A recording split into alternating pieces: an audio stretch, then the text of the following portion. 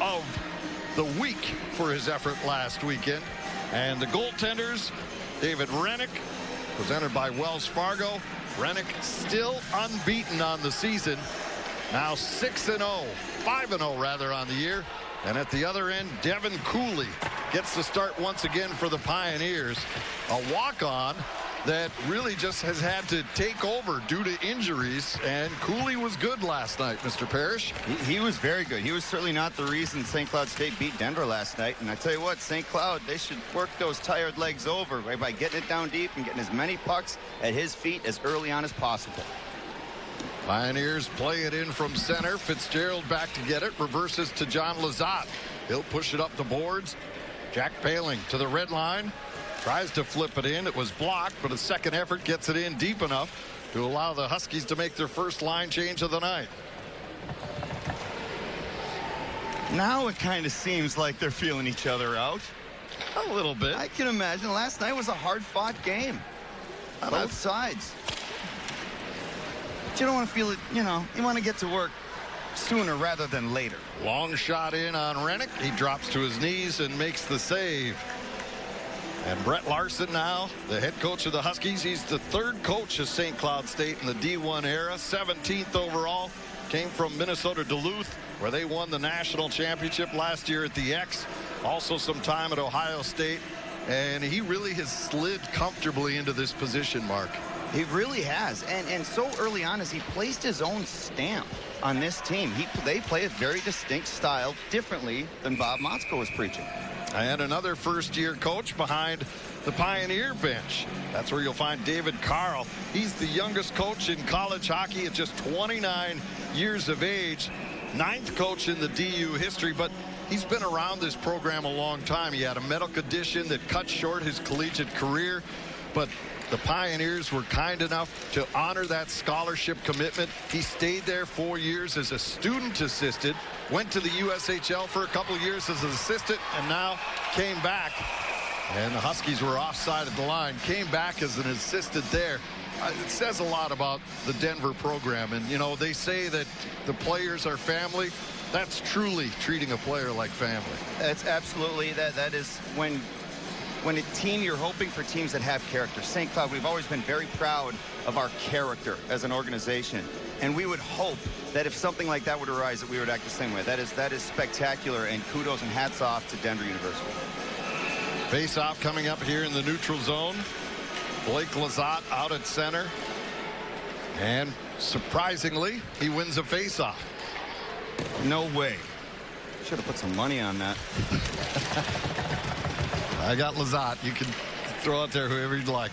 Here's Patrick Newell with it. Walking the goal line, coming right in front. Cooley knocked it off his stick at the last minute just before he tried the backhander. And just that play right there is what Brett Larson preaches. Last year, you would have seen maybe more go behind the net and look for a play from there. Now, it's just hard-nosed, pro-style hockey. Patrick Newell grabs the puck in the corner, drives it to the front of the net. Now Finley puts it right in front. Oh, Reddick, a huge save. Comes up and robs Tyler Ward on the doorstep. How about that for your first save of the night, or second save of the night, excuse me. Huskies, that was part of the turnovers they talked about, and they let Ward rather, come right down Broadway. You can't continue to do that. Eventually, the teams are going to capitalize. Now Benson's pass is blocked. Second attempt. Broken up in the neutral zone. Denver jumps on that. Here's rescue after it. Takes it to the corner. In behind. Booty. Knocked off the puck by Lazat. Denver showing much more determination tonight, at least early on, going after those pucks. Well, if anything else, they learned they can play with St. Cloud. Heck, they were beating them. Now it's kicked around to the far side. Jack Ashan in from the point position, dumps it to the corner. Booty plays it up the wall. Ashan, though, holds it in. Feeds it down low. Pioneers intercept. And now they'll allow both teams to make changes. As checking the traffic in behind his own net, Michael Davies. Davies now, the junior from St. Louis. Feeds it ahead. Broken up at the red line, but knocked into the Husky zone. Back to get it. Huskies working around the wall. Perbix lost the handle. Fitzgerald couldn't come up with it. Now Luco Savage's quick shot, and Rennick right on the post, and he makes the save. And Denver's coming out and having a good start. They're getting it down low. They're getting it below Rennick. They've got a couple more scoring chances. They've got St. Cloud State on their heels right now. They're out skating St. Cloud tonight. Granted, it's early on, but they're still out skating them. Well, that's been the pattern, though, and that's got to start to bother this coaching staff, because last 3 games, St. Cloud State had to come from behind. They did it twice on the road at Colorado College. Last night here, they were down 3-1, and they came back for the win. So, you know, you got to get it rolling sooner, I guess, was what the coaching staff would like to see. Absolutely. It's good for the confidence, but you're just rolling the dice. Eventually, it's going to burn you. Now Huskies control deep. Jackson back to the point. Cross to Ashawn. Nice move to step around one man. Dishes it off. Long shot. Didn't get through. Hit the traffic in front. And Denver takes over in behind their own net. Pioneers now dump it out, and this will go the distance. Ashawn Perbix say, you know what, forwards? You guys don't want to get any offense going? We'll take care of it from here. The Green Mill in downtown St. Cloud is proud to host the Brett Larson Show Monday nights from 6 to 7 p.m. Visit the Green Mill to hear all the latest in Huskies hockey happenings. And if you're there during the game, you'll receive 15% off your food order at the Green Mill downtown. Say the puck was dropped unfairly. Lazat is kicked out, and Henches will draw it off. Henches jumped in. Cardinal sin. He got Blake Lazat kicked out of the face-off. And this time Denver wins the draw, and they're able to clear it out to center. Colin Straub sends it in, gives chase. Jaycox, though, beats him to it. He'll reverse in his own zone. Lazat flushed out from behind his own net. Shows the speed, gets by 2 forecheckers, but then stripped at the line. Huskies, though, keep it in. Peterson across. Throws it on net. Rennick steered that away. Pioneers push the rebound to the corner. It was a good effort by Blake Lazat. Just tried doing a little too much. Did a great job skating up until then. He had a couple guys open on the wing. Should have passed it a little bit earlier.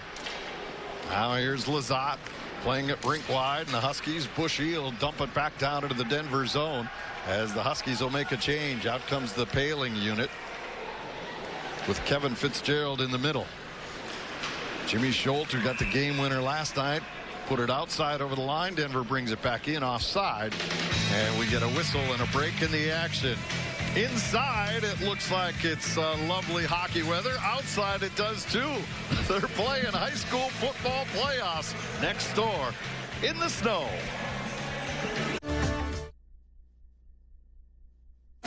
Welcome back to the Brooks Center. We saw a hard-fought game yesterday between St. Cloud State and Denver, but it was ultimately the Huskies who came back from behind to pick up the win in night 1.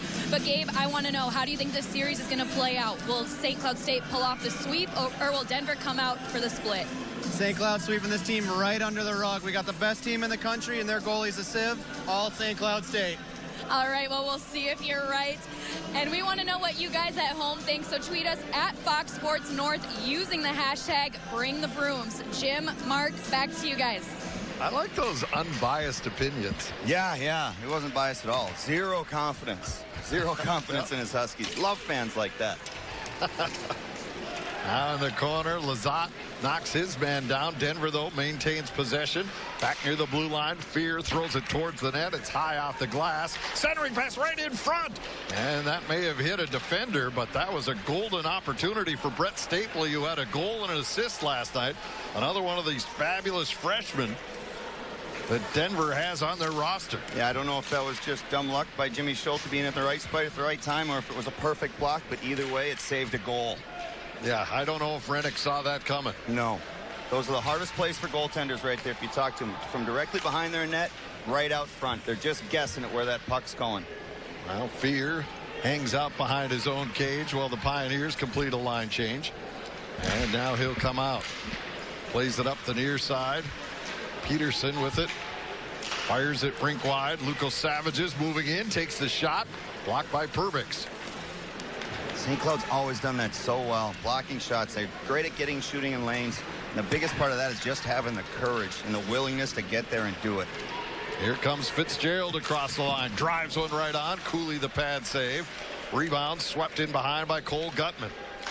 Plays it up on the far side. Lucas Savages had 5 goals last weekend. Drops it off. Shot deflected in front by Gutman. What a play there as Les Lancaster spotted Cole Gutman in front and fired a pass across that Gutman tipped home. And once again, the Huskies will have to come from behind. And St. Cloud got caught standing around right here.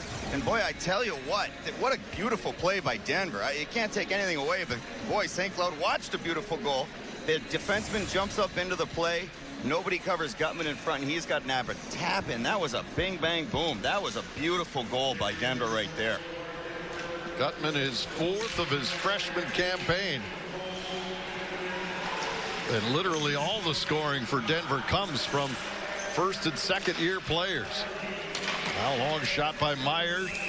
Played off the back wall by Cooley, and then he holds on for the faceoff. And this has been a pretty even rivalry over the years, ever since the Huskies came into the then WCHA, and now it's carried over to the NCHC.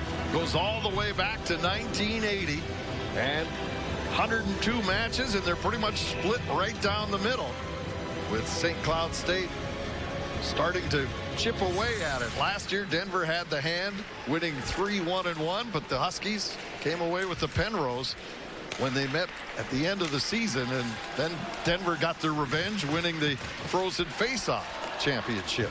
Yeah, that rivalry goes back further than Brett Hedican, for crying out loud. Yeah, and I remember I always loved playing Denver, whether it was in Denver, whether it was here, it didn't matter. Those were the games you're going to remember. You circled them on the calendar at the beginning of the year, and you just couldn't wait to hopefully come out on top. Oh, they always seem to be such a highly skilled team. You know, I can't remember a Denver team that just wanted to slow it down and grind it out with you. No matter who was the coach, whether it was Ralph Backstrom, you know, to Carl, to Montgomery, you know, to Gwozdecki, it was always, you know, up-tempo style, right? And the hardest part about it is it was skill with an edge. They played hard. They wouldn't do stuff that maybe was a little chippy, not penalty worth, but they made sure you knew they were there. They found your calves when the ref wasn't looking. They found the top of your laces just accidentally off a face-off. So they played the game, and they played it hard, and they did all the little things that they could to win. NCHC TV is your way to enjoy the Huskies or the Pioneers when you're not in their home building. Log on to NCHCTV.com. You can watch live games and check out other great content as well. Season and single game passes are available throughout the year, so log on when your team's on the road. Huskies send it in. Cooley fights that off to the corner. Lancaster winds it around to the near side, but the Huskies will keep it in with Schultz. Feeds it to Jack Paling. Puts it to the end wall for his brother Nick. Fitzgerald works it free. John Lizotte pinches in. Jack Paling doing a great job covering for him. Like we talked about last night, that allows the defenseman to pinch with confidence. Now Schultz had trouble with it. Here's a 2-on-1 developing for Denner. Peterson feeds it across, and bouncing puck, and you're not going to see that very often, where Lucas Savages comes up with air on a one-timer. Even though I saw it was bouncing, I still expected it to go in. I mean, he's just that good of a goal scorer. But man, that's a tough one. Those are the ones in your head. You see that puck coming, you already got it counted in your stats for the year, and then you feel nothing but air. 11 minutes to go here in the first period. Denver leads it 1-0. Pioneers suffering their first loss of the season last night. Big hit in the corner by Schultz, putting the shoulder and knocking his man to the ice as he dropped Heikkinen in that far corner. Denver's just got more jump than St. Cloud right now. St. Cloud looks a little tired, looks still a little asleep, a little sloppy. Denver's taking the play to him. I know the shots are pretty even, but Denver's playing a better game overall. Yeah, shots 5 apiece. But Denver has, as you said, the much better scoring opportunities to this point. Absolutely, yeah. Everything on Cooley has just been from top of the circles, far wall. Perfect warm-up shots. If St. Cloud's goal was to just get him feeling comfortable early on in this game, they've done a spectacular job. Now here's McClellan in behind. Tyson McClellan, the son of the Sharks head coach. trying to get it deep into the corner. Tyson is now a junior at Denver. Maybe Todd's got an opportunity. Sharks, I think, are off tonight, so he may be watching the broadcast, seeing how his son's doing. Oh, I'm sure. You don't get too much time off as a head coach in the NHL. There's nothing more important than family. I hope he's getting a chance to watch us. In that case, hi, Todd. Halfway through the first period, Denver very deliberate on these line changes. They basically stopped play to get things squared away, and it still didn't allow him to advance past center as Jacob Benson knocks it back into the Denver zone. Now the Pioneers play it to center. Meyer breaks that up there. Benson feeds it ahead. Here's Brodzinski trying to split the defense. Knocked away from him. And now the Pioneers flip it back in behind. Turnover. Quick shot. Oh, that hit Cooley. Paling blasted it off his shoulder.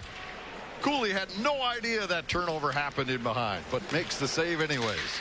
Did the smart thing as a goalie. All he can do is push off of that post, and I'm sure that hit him before he realized it was off. Coming back in. Quick shot by Gutman just went wide. Long shot deflects off the traffic in behind. Denver with jump here in this first period. Peterson gets it to Lucas Savages. Quick shot. Rennick makes the save. Peterson jumps on the rebound. Huskies having trouble tracking it down, and finally Benson will get it. He'll flip it all the way down, but it's on goal, and so it is no icing, and that allows the Huskies to make a change. I want to go back to that Cooley save. If he's not sharp, if he is not ready, if he is just a little bit off, he does not push across as fast as he should, just like that. He doesn't make that save. That's just smarts. Now the Pioneers back into the zone. Finley feeds it down low. Stapley circles the cage, brings it back. Long shot deflected off the traffic in front as Lancaster let it go. Now Lancaster plastered by Schultz. Puck goes to the corner. Fitzgerald trying to work it free. Denver really working hard down low, and Lazat's able to push it to the line. Not out. Long shot wide of the target, and the rebounds back out to center. Lancaster feeds it ahead. Stapley had it go off his skate, and then Ward is separated from the puck. Schultz will drive it in, but no forecheckers as the Huskies were changing. Boy, the identity of the teams have just kind of flipped today. Denver's got multiple guys skating to support the puck man. St. Cloud's just kind of do it one at a time. They're trying to, one guy's trying to do too much. Huskies down by one.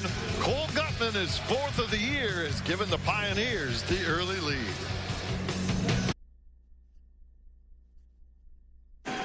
Welcome back to the Brooks Center. Coach Larson and Coach Carl are both in their rookie season at the helm of top-tier programs in the NCHC.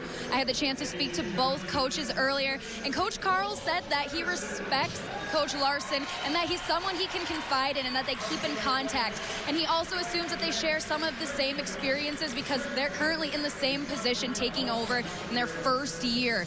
And then Coach Larson, he kind of reciprocated the same feeling, saying that they have a healthy relationship with mutual respect. And they also faced off multiple times when Larson was an assistant at Duluth and Carl an assistant for Denver. Back to you guys. Thanks very much, Kirsten. And it's kind of what this whole league and college hockey is built about, that these coaches know each other. They have the coaches convention down in Florida. They hang out a lot. They're a lot of times recruiting the same kids, you know, but they want to see, you know, obviously they want to beat each other when they face each other in the rink, but the rest of the time they're hoping for success for their fellow coaches.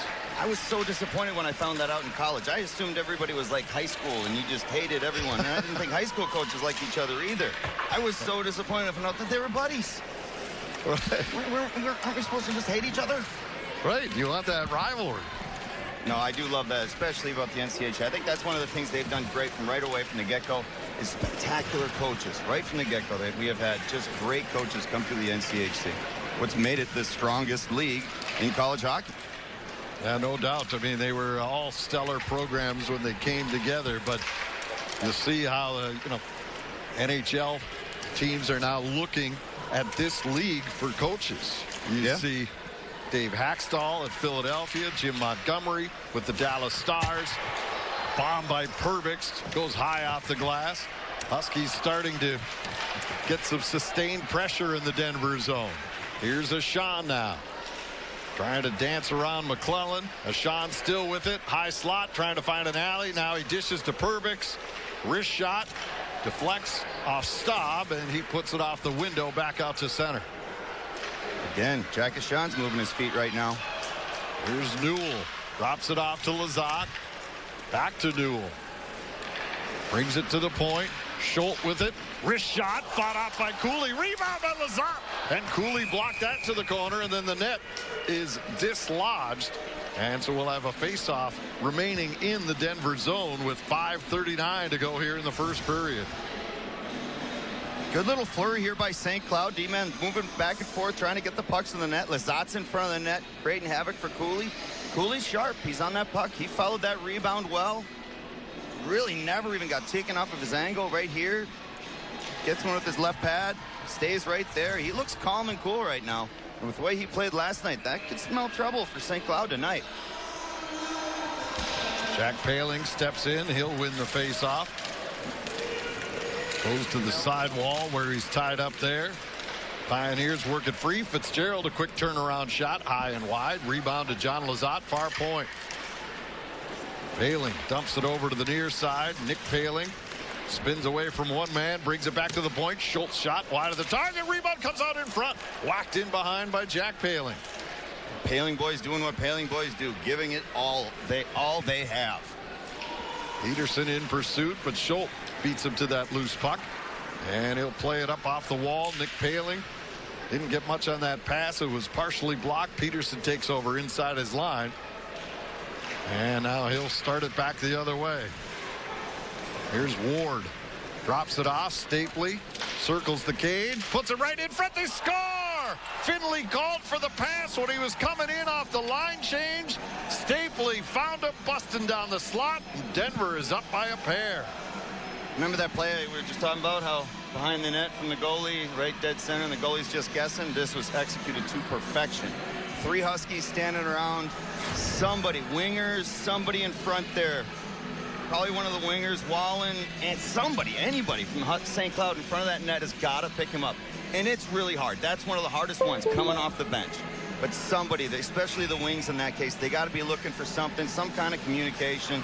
But boy, Denver, again, take advantage of the smallest mistake. Denver had a 2-goal lead last night at 3-1. St. Cloud came back to win. They're right in that same boat once again. Jaycox rolls it in from center ice. Pioneers come up with it. Newell working in the corner.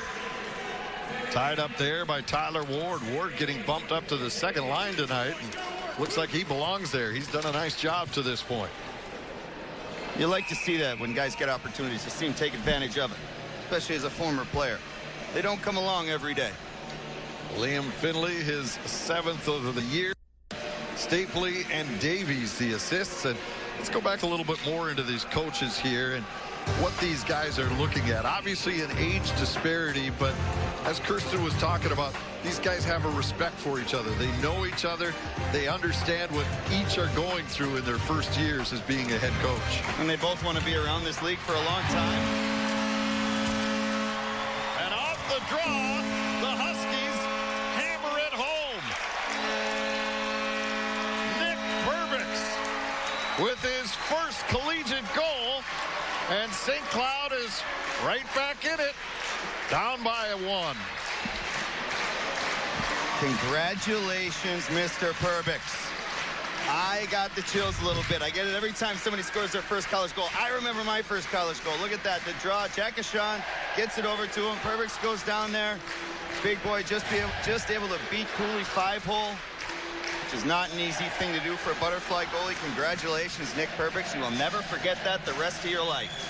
Mr. Paling won the draw, got it back, and Perbix puts it home. And now off the draw, we've got a little pushing and shoving. Nolan Walker. Looks like the officials are just going to talk to the two and no penalties. Now there's the response we were expecting from last night. Just took him an extra goal this time. So now they still owe us a response. Now we get a delayed penalty coming up. It is on St. Cloud. And so the extra attacker comes on, but St. Cloud touches the puck. And we'll see what we have here for penalties. Huskies have come back and are now only down by one. Nick Perbix, his first collegiate goal. Huskies shorthanded. Nolan Walker goes for slashing, and that came off that center ice face-off where the two players were warned. It was Jake Durflinger in there for Denver. They got mixed up.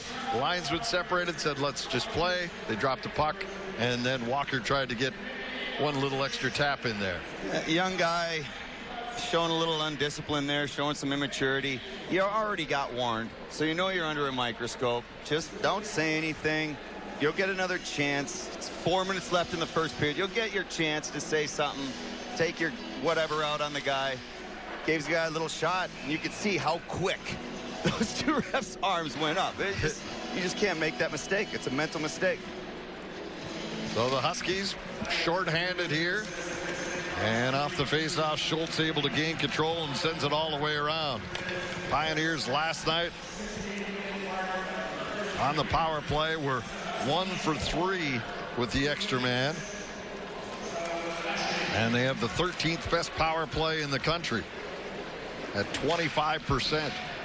And the other thing, to go back to that penalty, St. Cloud just scored. So we just start to get some momentum back. Now you give Denver a chance.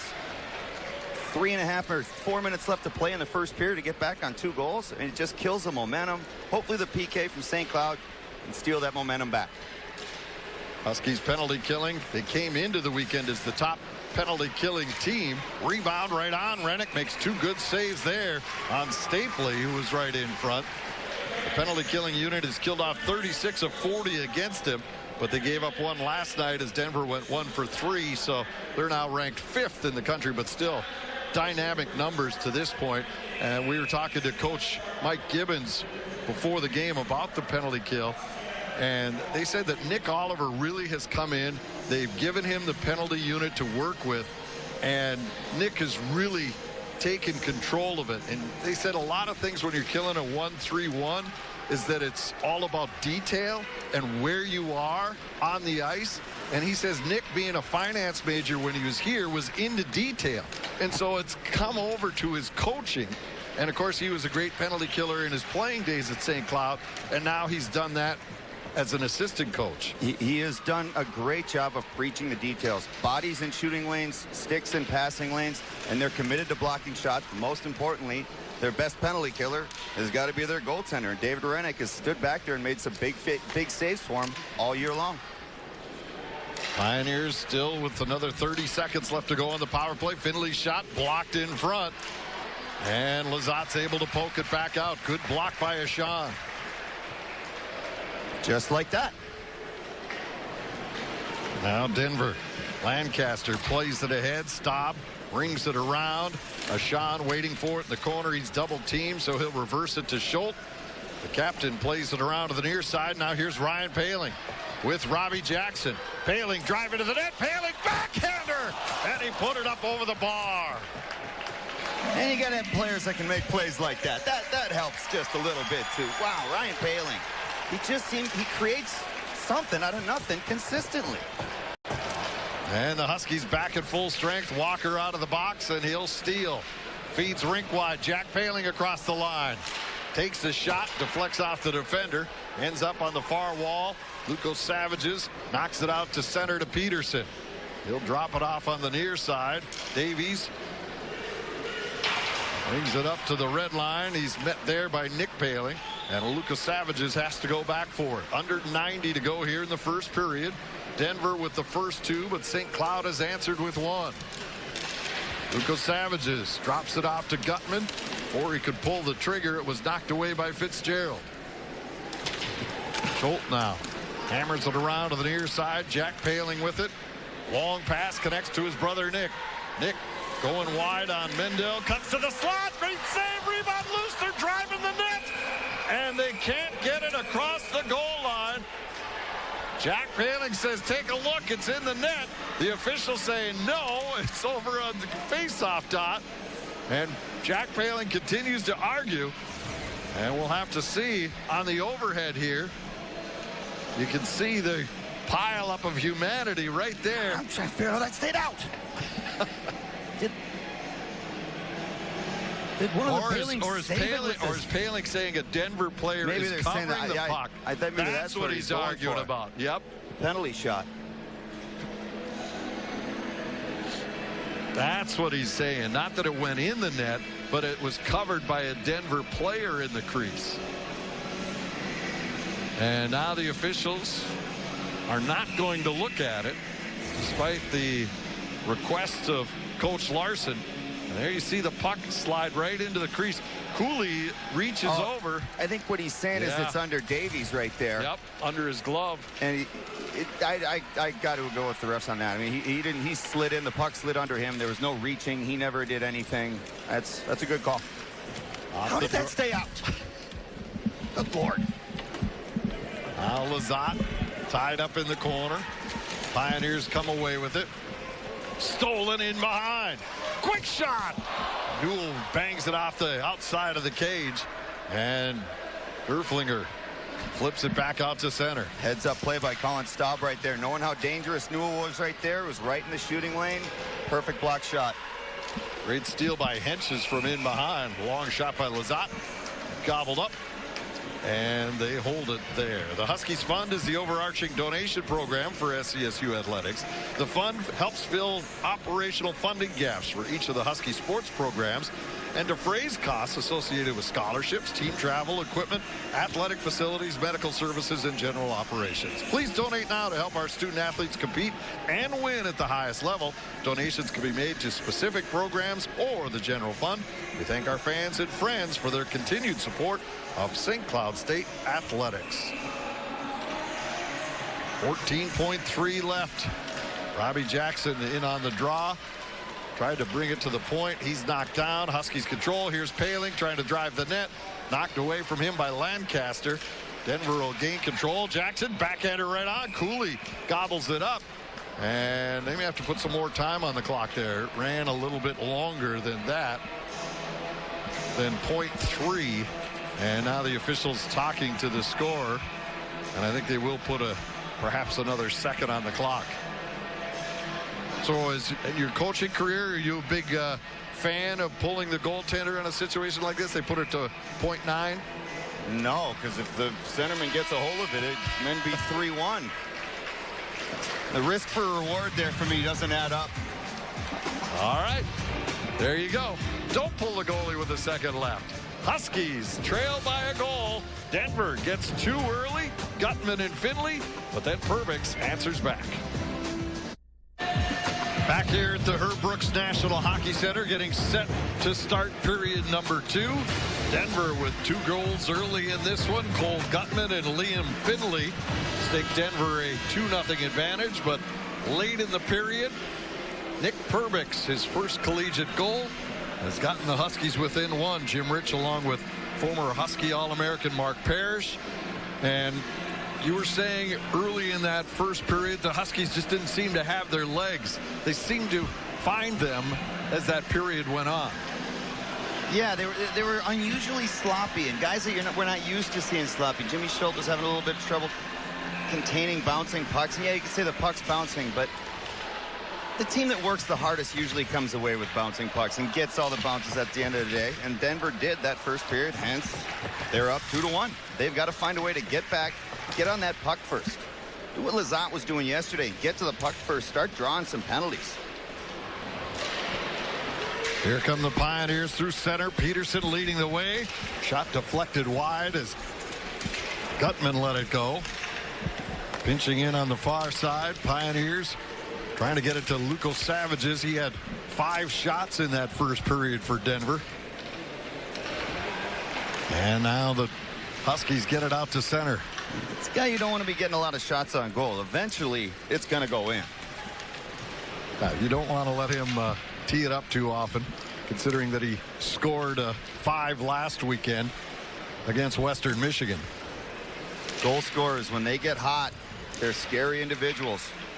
You want to keep them ice cold as long as possible. Long lead pass doesn't connect. Stapley in his own zone. You were never scary, were you? Only when I got hot. Only when Cully was getting me the puck with 4x6s every weekend. Here's a Sean back in his own zone to retrieve. Feeds it rink wide. Lazat didn't get much on that pass. Now he picks it up in the center zone, tripped up there. And Davies feeds rink wide. Again, plays like that, just not focused. Not making the plays, they're just letting the puck, they're letting the puck dictate the play. St. Cloud State this year has had some great contributions from their first-year players. Nolan Walker last night, a 3-point game. Sam Hench is already with a hat trick this season.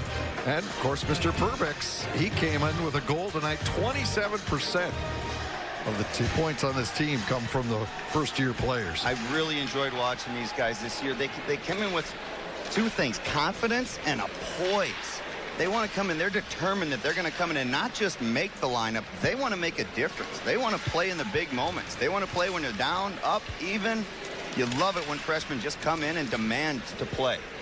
And Denver is in the same boat as St. Cloud State as far as their freshmen leading the way. They're the top scoring freshman class in the country. They have 30 points in their first 7 games. And the Huskies ranked 4th coming into the weekend with 28. They may be higher than that. Now here's Jackson, a quick shot right on. And Cooley gobbles that up and holds on. I want to go back to the freshman points, and that's a great stat, and that's great for Denver. But how many freshmen do they have compared to everybody else, too? Because last night there wasn't even a junior in their lineup. That's very true. It might be, you might have to read between the lines a little bit on that. It's very astute of you to sort that out. Penalty coming up here, and it's on Denver. Rodzinski couldn't handle the pass. And the Pioneers should have touched, and now they blow the whistle as Perbix came out of there with the puck. But the Huskies now will go to the power play. And there we go. Start moving your feet. Get behind the defenders. Get behind them on their defensive side. Not necessarily a defender, but get behind them. Or move your feet to get around them. And Jared Reske goes to the penalty box here. And the officials are going to take a look at this. Looked like he might have got his knee.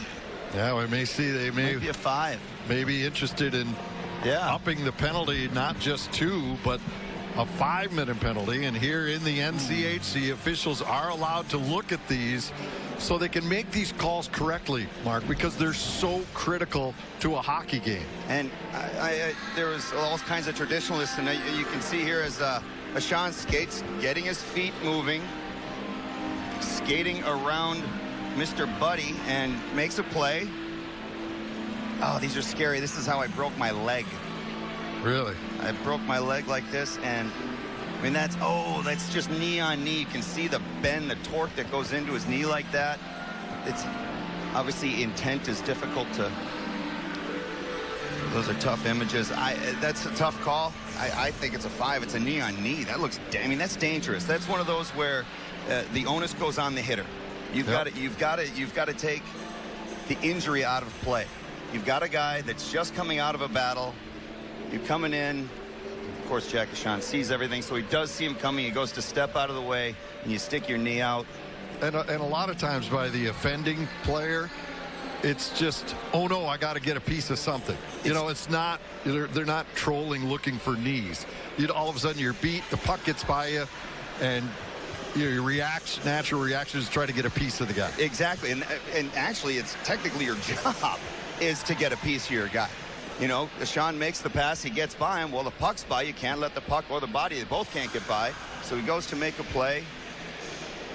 It's hard to tell from the angle what kind of angle he's skating at. Yeah, this is just tough to see. If he's planted and he doesn't change his, if his feet are his train tracks and he kind of leans in. Right. That's a tough angle to tell, but boy. And that's what the officials are looking at. They're down there at the scorer's table. There you can see them. They have to come off the ice, go behind the penalty box to find the monitor. That's why they're back there. Yeah. Looking at this, discussing the two captains waiting for the result. It's too bad there isn't a couple more angles, just because you could see, you know, if the defender, if Denver guy's stepping up, he stays, his feet are in the train tracks, and Ashawn pulls his leg out. And they do make it a 5. There you go. They do make it a 5. And that's the calls. That's how they're going these days. They put the onus on the hitter. And now I tell you what, talk about time for St. Cloud to step up and take control of this game. Denver just put it on a platter for him. Here we go. Now the officials explaining it to the head coaches. And one more look at it. Yeah, you know where it starts missed. is he goes to hit him high. Yep. That's the problem. His technique is all wrong, and it ends up costing him a 5-minute penalty. It wasn't intentional. He did not stick his leg out, but if he stays low, hits with his shoulder, leads with his shoulder, well, he either completely misses Jack Ashawn or he lays him out, one or the other, but then at least he doesn't go knee to knee with Jack Ashawn. And so they call it kneeing. And so now the discussions are over, and we'll start a 5-minute major for St. Cloud State. And as you know, they can score as many times as they can on this 5 minutes, and it will remain a power play. Denver must kill the whole 5 minutes. All because of technique. Lazat gets it alive to Ryan Paling. Brings it back to the point. Schultz to Jackson. Back to Schultz. Schultz with a power play goal last night. That was the game winner. Paling tried to drop pass, didn't get good wood on it. Now he feeds it side of the net. Cooley come way out. And that was inviting to Brodzinski. He tried to sneak it in the top corner. Now Jackson loses the battle in behind, but Paling keeps it alive for St. Cloud. And those were the battles St. Cloud was winning the majority of. And tonight it's Denver. Paling forced to the outside. Now takes it around the net. Puts it right in front. They score! Blake Lazat finishes it after Ryan Paling puts it on a platter. It's kind of like he almost just said, this is enough. We're scoring a goal already. I mean, Ryan Paling, and you can see he was kind of fighting it a little bit early on. The puck's bouncing on him. He tried to make a couple plays. Stuck with it. Shows his poise, shows his patience, his vision, his skill. Blake Lazat finds that little dead area right here, right in front of Cooley. That forward doesn't get down and covers him, or the defenseman, one of those two got to get back and get his stick, as there is no way Cooley is stopping that play. What a beautiful play by Ryan Paling, and Blake Lazat making 0 mistakes. Beautiful. So Blake Lazat gets the goal, the power play tally, and St. Cloud remains on the power play. And when you're looking, you look for your leaders to get you going, right? Things aren't looking so good. Look who steps up. A couple of leaders. 3:40 left to go on the 5-minute major. Huskies have scored once to tie it. Can they get another now to take the lead? Jack Ashawn back out there. So that collision didn't knock him out of the game. That's a good thing. Yeah, because you can see in that slow-mo what those hits do to the knees. Benson, a quick shot. Save made by Cooley. Rebound, Walker tried to go across the box. That was blocked.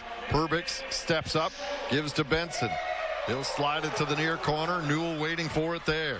It was a nice save by Cooley's armpit. Here's a shot, feeds it across. Perbix the blast, and Cooley slides across to make the save, and he'll hold. And now the top power play comes back out for St. Cloud. Very calm, Cooley with traffic in front of him, and that was no pun intended right there. I think you should take credit for it. Not smart enough. All right, but he does a great job with players in front of it, and the best thing he does is no rebound. He just gobbles it right up, gets a whistle, regroup, go ahead. Two Huskies were standing there ready for any rebound. Lazat's got a penalty here coming. As he reached out trying to get the puck, ended up tripping the Denver player. And the officials will put him in the box as soon as St. Cloud touches up. They do. And Blake Lazat will get the tripping call here. And that will make it 4-on-4 hockey for the next 2 minutes. Looked like he was just trying to do too much. He got caught reaching. You got to control your stick, and this is one of those mental mistakes. You're on the power play. You still got 2 minutes and 45 seconds on the power play.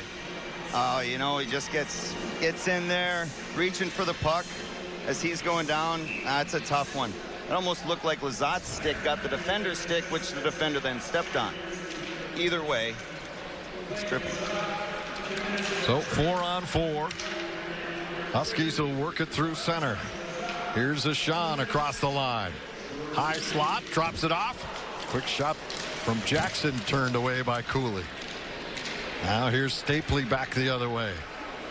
3-on-3 across the line, drops it off. Mindel with it. Sean blocked that shot. Nice little kick save there by Jack Sean. Out. Paling back the other way. Fires it, and Cooley just got a piece of it. He had him going the wrong way, but was able to stretch and just get a piece of that puck to tip it wide. Almost sounded like it got a little bit of the post there, too, so it was really close. Now a Sean through center, drops it off to Newell. He'll carry in. Newell stripped to the puck, and Denver comes back the other way. Gutman 1-on-2. A Sean knocks him to the wall, but Gutman drops it back to Lancaster. Sidesteps Newell, and they're going to get Gutman for the interference. No goal. No goal, and now the Pioneers thought they had taken the lead. And that's no goal because the whistle had already gone. Perbix wants to settle the score with Mr. Lukavicius. They'll sort this all out. We'll take a break. 14:04 left in the second. We're all tied at 2. Welcome back to the Brooks Center. 14:04 to go here in the second period. And now St. Cloud goes to a 4-on-3 power play as Gutman was called for interference. And this is unique here. What happens on a 4-on-3? Obviously, you don't spend a lot of time on it during the week. You kind of took my joke away from me already. That was the first thing I was going to say is this is early on in the season. You don't even know if you've set up a 4-on-3 or worked on it. But that's a legit pick. And that is a straight up pick. Even in the NBA, I think that would have been a pick, but I don't know the rules all that well. So yeah, that's what I was hoping. I hope they've touched on this. Otherwise, they used the timeout to drop a 4-on-3 quick, which I had to do in high school because I didn't practice it at all once we finally had it. Here's Jackson now. Drops it back to Paling. Schultz couldn't pull the trigger. Dishes off. Jackson robbed. What a glove save by Cooley. He threw up his arm and got a piece of it. Wow. That's the way it's going for Jackson right now. He's in a bit of a goal-scoring drought right now. Still contributing offensively, but they're not going in for Robbie. Here's Schultz with it. Now we got a guy with no stick. Two guys with no sticks. Two guys with no sticks. Here's Schultz. Hammers one. Blocked in front. Rebound to Schultz. Denver. I don't know if I've ever seen this before. Two players without a stick. Paling fires one. This would be so much fun. Oh my God, a 5-on-3. Two guys with no sticks. Centering pass. Lazat couldn't finish. Brodzinski throws it out to Schultz. Near side Jackson. Schultz. Back to Jackson. Paling, looking. Feeds it down low. Shot saved by Cooley. Rebound to Jackson. 19 seconds left on the power play. He fans on the pass. But Staub couldn't get it out with the glove. Brodzinski fires just wide. Rebound in behind. I think their eyes are so big right now, Mark. They I'm don't know telling what to do. You don't talk about this. You got to move the puck quicker and look for shots. Move the puck quicker. They're kind of all just looking to take a shot. Just move it around as fast as you can to open those lanes, and eventually you're going to have an open man. They were just trying to make the play themselves instead of just moving the puck quicker. Brodzinski fires and Cooley snares it with a glove. And Denver played it perfectly. They backed right in. They got tight. They did their best to stay in shooting lanes. And Cooley stepped up and made a bunch of insane saves. Right there, started with that one. He had one late with his toe. And there you go. How a penalty kill is successful. The goaltender's got to be your best penalty killer. And he is sharp tonight. I don't think I've ever seen that. A team down to one player. Well, I'm 2 sticks on a 4-on-3, and there was a 5. And yeah, I think the guys got a little too excited. And they stopped kind of moving the puck. They're all trying to do it themselves instead of moving around quick. Now a sharp angle shot blocked away. Penalty boxes are empty. We're now back to 5-on-5, and all the Pioneers also have a stick. I don't know if I can blame them. I don't know how I'd react to that. Well, right, because you think it's so easy. Wait a minute, nobody has a stick. Great job by Denver. Wow. Now, that could be a real key for the game. If the Pioneers end up winning this, they'll go back to that sequence of plays. To kill. I can't get over it. I've never seen that before. Ron Foyt, the supervisor official, shaking his head. And he's seen a lot more hockey games than we have. And he's saying, I've never seen anything like that. I'm not speechless very often. I'm speechless. Trying not to laugh. They're trying to call a play. It's just like, trying to tell him what to do, but Rolodex upstairs couldn't find anything to say. Finley plays it in deep. Now Denham, the defenseman, trying to make something happen. He's stripped to the puck. Brodzinski runs into traffic. And now Denver takes over, approaching the halfway point of a very, very entertaining hockey game here at the Brooks Center. That was spectacular. Here's Wallen after a loose puck. Puts the brakes on as he gains the line. Dumps it in deep for Benson. He's knocked to a knee. Wallen gets it alive. Bushy puts it to the corner. Brodzinski. Huskies trying to establish something here in that far corner. They're engaged in the battle. This is a pretty good shift. You know, maybe nothing really has resulted just yet. This is the stuff that they got to do. They got to get in there and start outworking Denver. Own the boards like they did last night. Now Meyer in deep from his point position. Drops it down low. Walker cycles it to Benson. He's tied up there by Demon. Pioneers can't clear. Meyer with it. Throws it towards the net. Cooley saw it the whole way. Gobbles it up and holds for the faceoff. With 9:50 to go here in the second period. The Huskies have come back to tie and nearly took the lead. But Mr. Cooley has been... Welcome back to the Brooks Center. Coach, a lot of momentum going in favor of the Huskies here in the second period. How can they use that to their advantage to gain the lead on Denver for the first time tonight? Oh, we just got to stay on the gas. Obviously, nobody was happy with our first period, and we got to keep the pressure on. We can't let that last power play where we didn't get one get us down. We got to make sure we stay with it. Thanks, Coach. Back to you guys.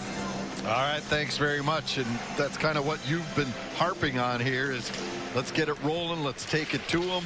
And St. Cloud's starting to do that here in the first half of this second period. A long shot by Lizotte, gobbled up by Gooley.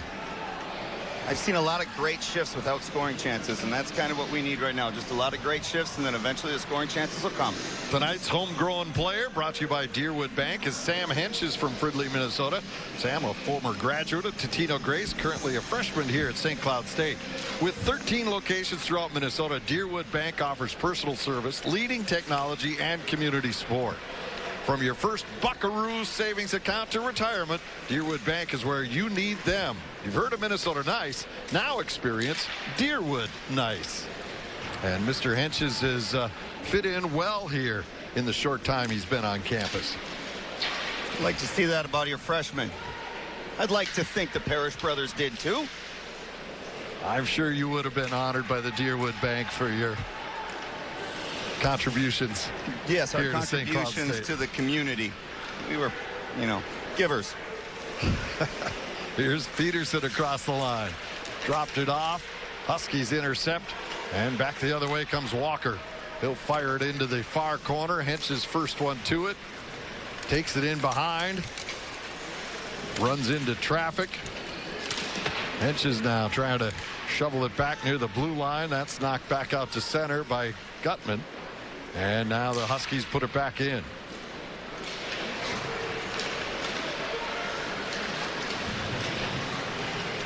Here's Henches, throws it in front, tipped right on by Lizotte, and he couldn't finish. And Henches with that good setup here. He was a goal scorer back in his days at Totino Grace, and he's become a goal scorer here, especially against Boston College when he had 3 in that night. Absolutely. Just right there, you can see he knew that he knew where he was going with that puck before it even got to him. He was picking that upper corner and little deflections. These are goal scorers' goals. Just having the poise and patience. There's no panic. That's how you know who a goal scorer is. When they get the puck in front of the net, there's no panic. They pick their spot and they're calm and poised. And the other guys get a little bit nervous and they kind of get fidgety and throw it right in the goalie's chest. And Hentges is a draft pick of the Minnesota Wild as well. Off the draw, flipped into the Denver bench. And so we'll have a face-off in the neutral zone. And we were talking about goal scoring and Robbie Jackson and what he's going through. He's now 6 games without a goal. And for a lot of players, that's not a big deal. But for a guy like Jackson, who makes his living burying that puck, he hasn't been getting them to go as of late, but he's got 9 assists during this 6-game goalless streak. So he's still contributing offensively.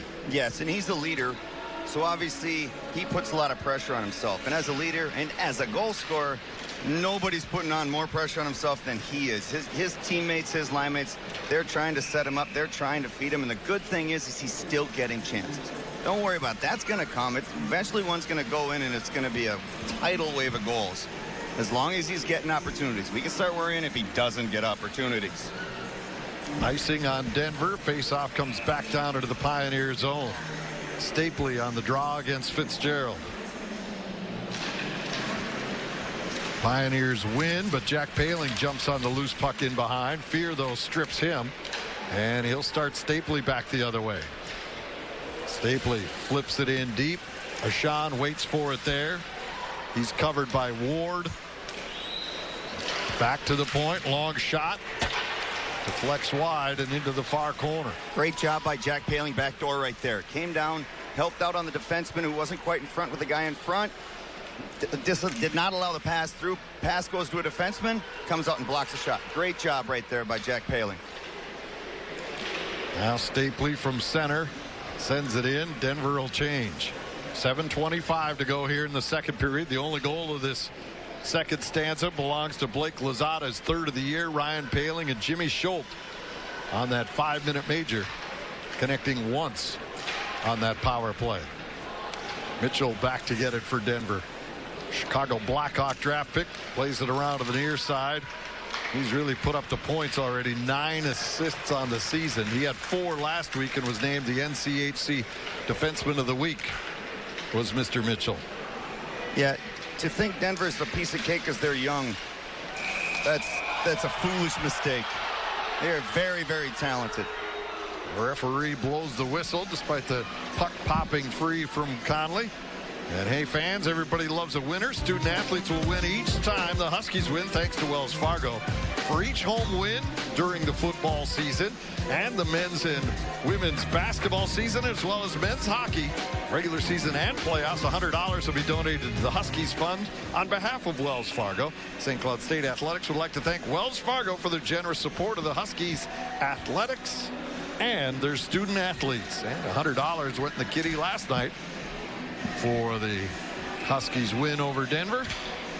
See if they can put another C note in there. I hope so, but Denver's not going to make it easy on them. Off the face-off, Meyer. Indirect off the back wall. Brodzinski, though, was tied up by McClellan. Penalty coming up here. And it looks like it is on Denver as Reddick goes to the bench. And holding is the call here. So the Huskies go back to the power play. 1 for 4 to this point for St. Cloud State. And how did the Huskies draw that penalty? They got to the boards. They're winning puck battles. Eventually Denver gets tired, gets frustrated. They start reaching. Great job. And that line does a great job of doing so. They're simple. They know exactly what they're doing. They're getting it in the corners. They're going to cycle game, try and get the puck out to the point, shot, and then get to the front of the net for shots. Tyson McClellan in the box. Huskies win the faceoff. Here's Jackson walking in. Snapped it high off the glass. Rebound. Schultz gets it back. He'll switch spots with Jackson. Robbie walks in. Feeds down low. Lazat throws it through the slot, hoping that Paling was on the back door, but he hadn't got there yet. Now Schultz with it.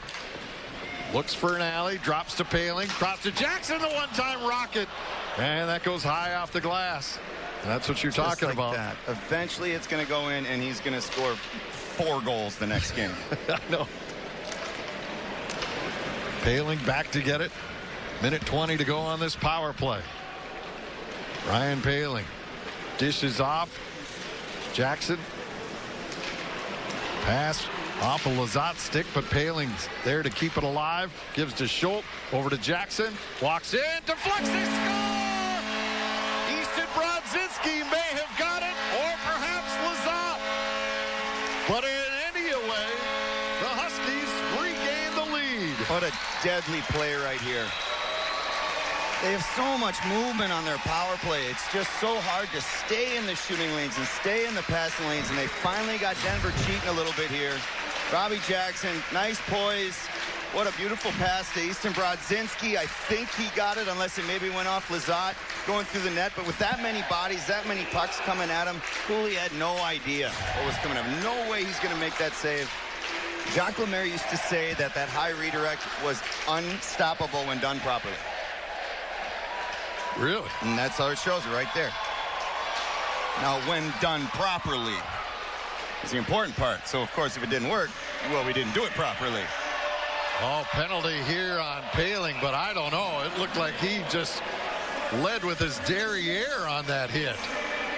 I don't think there was anything illegal about it. He staggered Lancaster on the back boards. And we'll have to see what the officials do. Well, the elbow did get up there a little bit. It did. Yep. You know, and the initial contact you watch days is the hip, but then the elbow that follow comes through up. came up, and I don't know if it's. I mean, yeah, you got to watch those shoulders, those elbows, that follow through. Yeah, you're right. His initial hip contact was his hip, but with that elbow that follows through, I would not be surprised at all if this is a 5. Got to be in control of your body. And Lancaster not looking good as he's. Yeah, I mean, it looked like bench. he got him with an uppercut. Trainer keeping a hand on him. Yeah, I can't imagine this won't be a 5. I mean, he literally got him with just an uppercut of the elbow. You can see right there. I mean, just, you know, and then it might not have been the elbow contact too. It looked like his head went back and hit the glass. Right. And anytime you see that head go back and hit the glass like that, that's the scary one. So I just don't see any other way. No, at first I looked at it, and it looked like he just caught him off guard and knocked him into the boards with the hip. But from our angle, when you follow through on it, when you see that elbow come up, and that's an easy. Well, the officials. I'll be shocked if this isn't coming a 5. out on the ice now, and it is. It's only a 2-minute penalty. And maybe perhaps because the initial contact wasn't to the head. That could be because the initial contact is the hip, and then maybe the he didn't catch him. Maybe maybe his elbow didn't hit him. Perhaps it was just a whiplash of the hip. There is a chance. Maybe from the angles that we have, it looks like it, but it's a game of centimeters, of 1/8 of inches. And, you know, he might have missed him, and it might have been the hip, the contact that went back. But then I got to ask, well, why does he get a penalty then? True. Well, I think what they're saying is because it's all about protecting heads, right? Yeah. That's what it's all about now. Yeah. And I think if the initial contact was to the head, it would have been a 5-minute major. But this seemed more like it was a collateral damage and the elbow came up.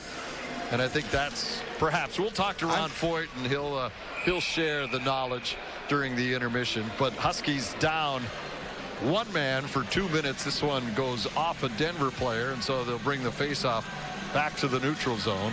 And Jack Paling is only in for 2 minutes for elbow.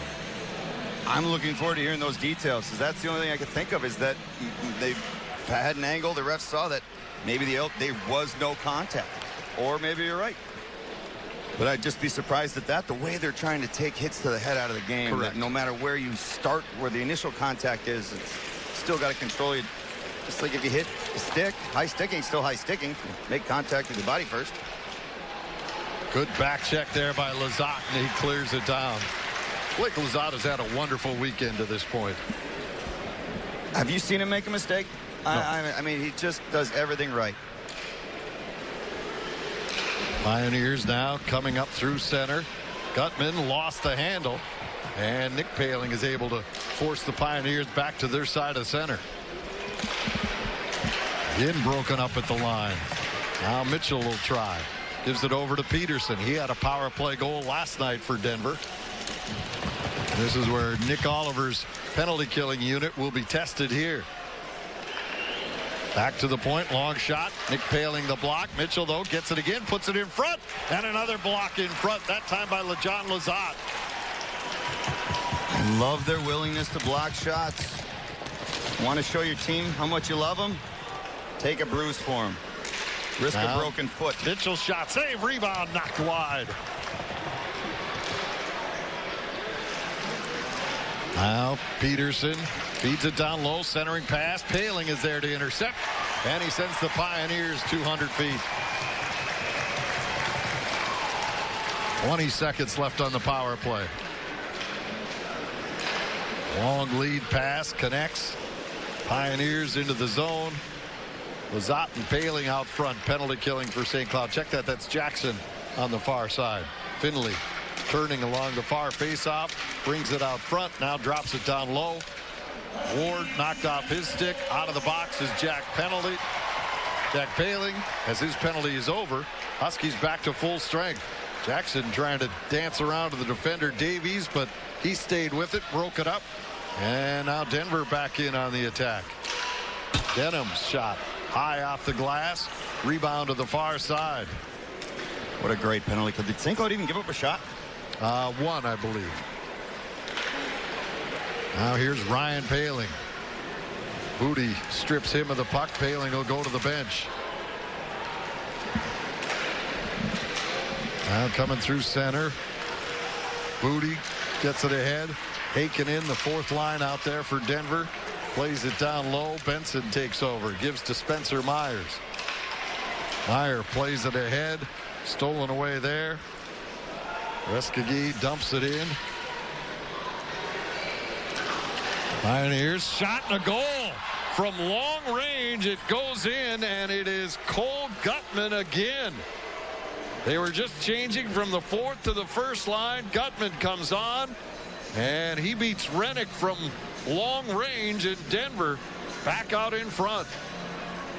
I'm not sure there, but was that another guy that came off the change?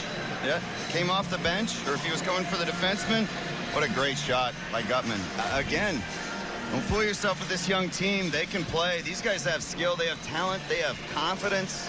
I like this Denver team. Again, bounce right back. Give up a goal. The resilience of both these teams. Gutman is second of the game, fifth of the season, has put Denver back in front.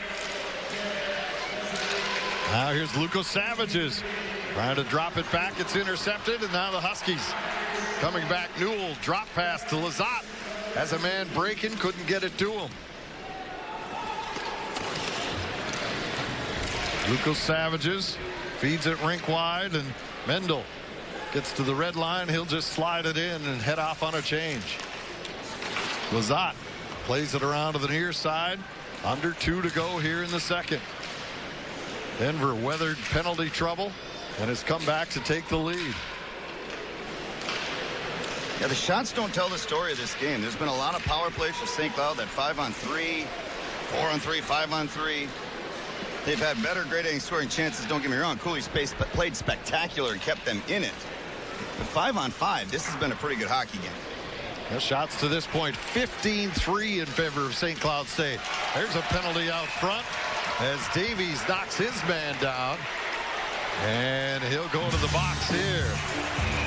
Huskies come back to tie it on the power play goal by Easton Broad. Joe Scrella with you back inside the studio. When the second period rolls down, we'll take a look at your stats, your highlights, as well as the scores around the powerhouse NCHC conference. And our Kirsten Krill takes a look at the champions of the mat at St. Cloud State. That's coming up on your Tim Hortons second intermission report. Stay with us. All right, thanks very much, Joe. 1:17 left to go here in this period. Michael Davies in the penalty box for tripping is the infraction that the officials went with. He was not happy about that call either. No. He felt that the Husky player that was fouled went down rather easily. Off the face-off, Denver wins it and hammers it down. Schultz being bothered by Lucas Savages. And now here comes Ryan Poehling. Drops it back to Schultz. Over to Poehling, gains the line. Takes it in behind. Just so confident with the puck this season. Schultz now back to Poehling. Feeds it to Jackson, now to Schultz. Jackson walks in, takes the shot, broken. Play in front. Huskies come up with it, Brodzinski. Poehling to Jackson. Drops it off down low, calls for the return pass. Does Jackson. Now to Schultz, side of the net. Jackson with it again to Schultz. Denver keeping him to the outside. Back pass by Lizotte goes right through Poehling, back out to center. 15 seconds left in the period. Brodzinski fires one across, too hot to handle for Jackson. Walker off the bench, couldn't keep it in, but Ashan throws it in front, deflected, bouncing puck. And it's swatted out of danger by the Pioneers back to center as the final seconds of the period burn off the clock. We're all tied now here at 3 after 2 periods of play. It's been a crazy one. We'll get a summary coming up next. Back here at the Brooks Center, NCHC hockey on Fox Sports North. Jim Rich along with former Husky All-American Mark Parrish, and we saw almost everything in that second period. What an entertaining period. We have 4-on-3 that turns into a 5-on-3 where 2 guys from Denver doesn't have a stick. Let's see. 5-minute power plays for one and an odd explanation for the other one that isn't a 5-minute-er. Yeah. We still learn have 20 minutes something new left. every day. Learn something new every day. So here we go, tied at 3, 20 minutes for the Huskies either to get the sweep and remain perfect in the NCHC, alone in first place, or Denver, if they come back and tie this and get the split, they'll move back into a tie with the Pioneers. And now a penalty coming up on Denver as Lizotte had his stick knocked right out of his hands. That's interference, and for 12 seconds St. Cloud State will have a 2-man advantage. This is I would think youth and immaturity, even though Mr. Mitchell's a sophomore. A little frustration maybe from doing a ton of penalty killing all game. That's just a mental mistake. That's discipline. It's unnecessary. You don't even have to do it. And here we go, St. Cloud, yet another opportunity to take control of this game. Let's see if the power play can take advantage of it again. And the Huskies do win the draw. Here's Ryan Poehling, side of the net. Return pass to Schultz was blocked. Denver now 1-man short. Davies out of the box. Snapshot by Schultz wide on the near side. He was actually trying to send that for a redirection off Brodzinski going to the net. Now Jackson feeds down low. Lizotte back to the point to Schultz. Jackson moves in, takes the shot. Cooley the pad save. Rebound bounces to the corner. Jackson gives to Lizotte. Round to Brodzinski, gets by him, but Ryan Poehling at the near point shoved off the puck. But the Huskies still maintain possession. Poehling finds an alley to the net, puts it right in front, but then he was stripped at the last second by Davies, and he sends it all the way down. Minute left to go here on the power play. Huskies will bring out the second unit. Here's Jack Ashan. Came into the weekend leading all defensemen in the country with 10 assists. That pass deflects over the glass out of play, and it looks like the faceoff will stay in the Denver own. Yeah, went off the defender's leg. They don't quite have the jam that they had last night. They're moving just a little bit slower. Their feet are moving a little bit slower. The puck's moving a little bit slower. It is the 6th period of the weekend, and it's been a hard-fought battle, but they got to find a way to just be a little bit sharper, a little bit quicker. If the feet aren't moving that quick, well, then you got to move the puck quicker. Huskies 2 for 6 on the power play tonight. Perbix, he has one of the goals, gives to a Sean, long shot. Cooley has it, and then getting knocked out of the way was Jacob Benson. That might be begging for a little too much at this point. Cooley, what a great save. Sean does a great job creating a lane, gets a wrist shot, gets it through. Benson got his stick on it and redirected it, and Cooley just, and yet again, makes a save, no rebound. His rebound control tonight has been spectacular. 3 shots so far on this power play for the Huskies. Now Walker is tossed. Benson will draw it off. And the Pioneers win the faceoff. Fear plays it around to the far side.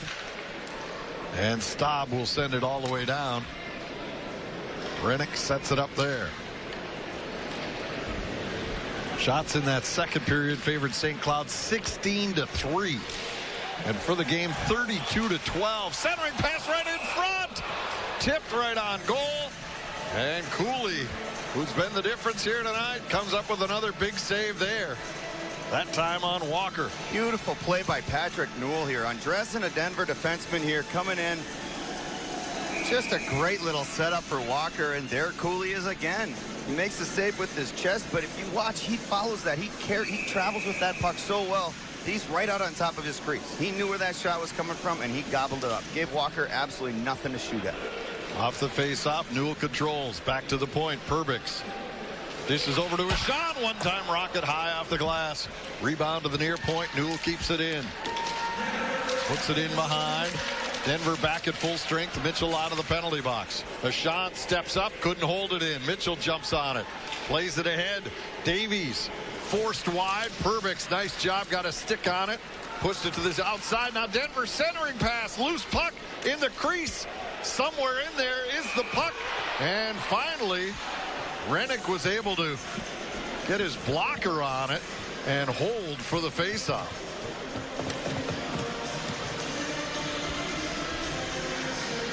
Rennick hasn't been busy tonight, but he had to be strong there to keep it out. Exactly. That's what they teach you. Just push the goalie back in the net.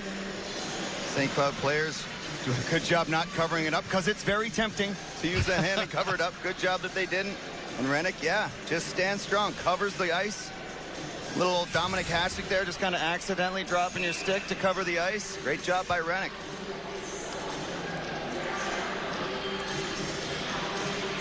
Walker on the face-off. Stapley, though, wins it. Back to the point. Long shot. Wide of the target. Pioneers hold it in. Mitchell plays it in behind. Lazat on the far wall. Couldn't control. Denver with it. Liam a quick shot. Fought out by Rennick. He makes the save on the follow-up shot. And Rennick couldn't hold it the first time. Finley got a second opportunity. But then the save was made. And he holds for the faceoff. We talked about those games where this is tough for Rennick. He hasn't seen a lot of action. Now all of a sudden, bang, bang, bang.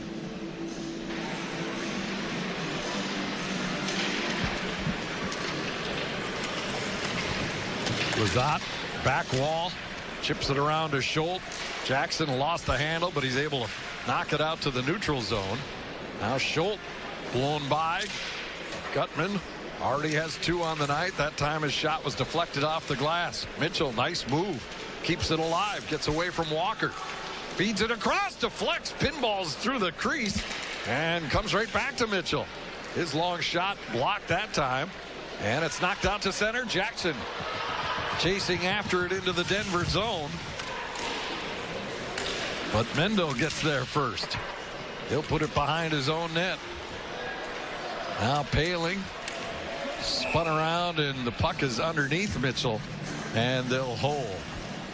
Here are the upcoming events brought to you by Wells Fargo, proud supporters of Husky Athletics. On Tuesday, November 13th, the men's basketball team tips off against Crown College at 7. Then the defending national champ wrestling team in their first home match of the year. That action gets underway on the 15th of November at 7 at Hallenbeck Hall. And finally, the St. Cloud women's hockey team takes on the University of Minnesota next Saturday here at the Brooks Center. 2 o'clock is face-off. A little bit of a late high sticking, but a high sticking call nonetheless. All right, so St. Cloud has doubled the shot total of Denver, yet you're 3-3. What is Brett Larson, Mr. Gibbons, and Mr. Oliver telling the guys right now? Stick with it. Stick with it. Stick with it. Think about how many backdoor one-timers we've seen on the power play that they've been missing the net with, too. Now, is that focus and they're not quite as sharp as they were last night, or is that because Cooley's gotten into their head? Pioneers attacking. McClellan plays it around to the far side. Newell waits for it there, and he'll just chip it back out to center. McClellan drops back to Lancaster. Good to see he's back out there after he caught that elbow in the second period. Now that I've gotten older and watched the game enough, I get a lot more nervous for those guys wobbling off with concussions more than any other injury. Nothing lingers worse than concussions, so it's great to see him back out there. Hopefully it's the right thing for that young man. Demon now plays it up the wall. Paling knocks it down. Huskies come up with it. Fitzgerald plays it in deep. Back pressure by Peterson, keeping that puck alive in the Denver zone. Now knocked down on the back wall is Fitzgerald. Huskies come up with it. Burbix throws it towards the net. Comes to Paling, now to Ashan.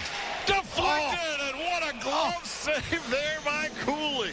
He stretched out, snared it to keep this one even at 3 goals apiece. Devin Cooley, the Denver netminder, has been cool under pressure.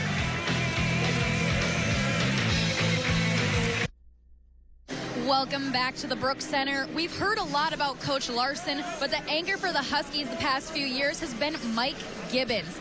And he could have gone anywhere with the hockey knowledge he has, but he stayed at St. Cloud State because he wanted to win a national title, and he believes this team has a fighting chance to do it. When I spoke with him, he also said it had a lot to do with the university hiring the right guy in Brett Larson. Coach Gibbons has a lot of respect for Larson, and they also knew one another prior to working besides one another this year. Jim, Mark, back to you guys. Yeah, and you know, Gibby has just been a anchor for St. Cloud here the last years, and the one thing that doesn't get enough credit for his recruiting. Yes, Bob would give it to him, but he still did not get enough credit. Pardon my tongue. Did not get enough credit for how much he has done for this school, what he means to this organization, and I was so happy to see that he stayed on with Brett Larson. Yeah, it gives continuity, you know, with Raboyne and Motzko moving on to Minnesota. It gives the program continuity for the players that are still here, and he could share what they were doing a lot of times, and you still see the Huskies running virtually the same power play that they ran under Bob Motzko, and a lot has to do with Gibby had a big hand in those power play, but you know, to try to make it as easy a transition for the players, you know, he filled in Coach Larson on, here's how we do things around here. You may want to change things, but this is what we did in the past. You know, and not just that, is handling each kid individually. You know, how does he respond? Is this a guy that I got to get on a little bit? Is this a guy I got to talk to? Got to massage the ego? Everybody's got to be treated just a little bit differently. everybody understands, everybody learns differently, and the great coaches get that. So that's also what he brings to the table.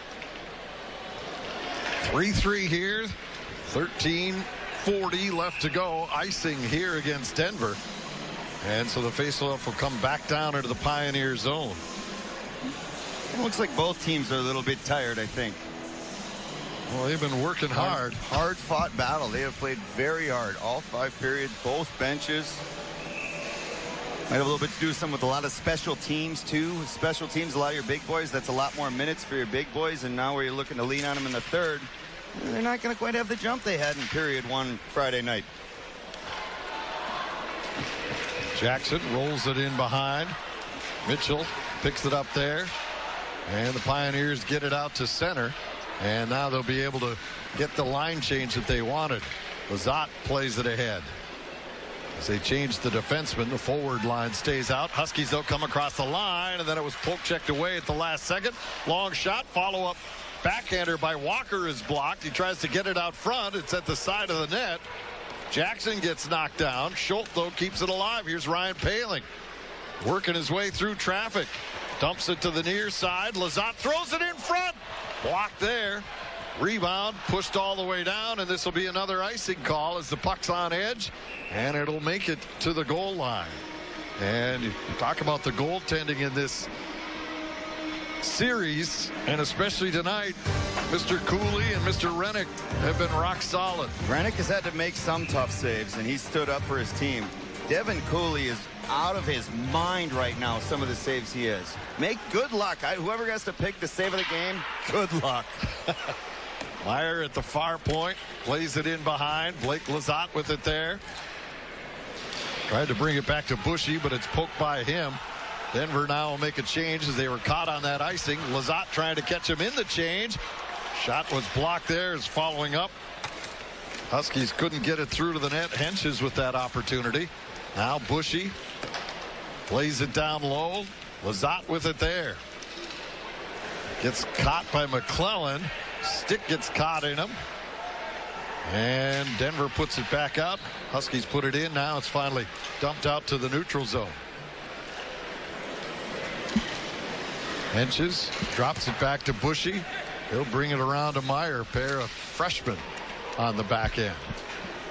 And this is a tricky thing, too, for the players that haven't been playing. For the guys that don't play special teams, the younger guys, to stay in a rhythm, to get back into it. It can be tough when you're not playing as much. And then all of a sudden, the third, they throw you out in a situation to win the game. And you're like, oh, gee, thanks, guys.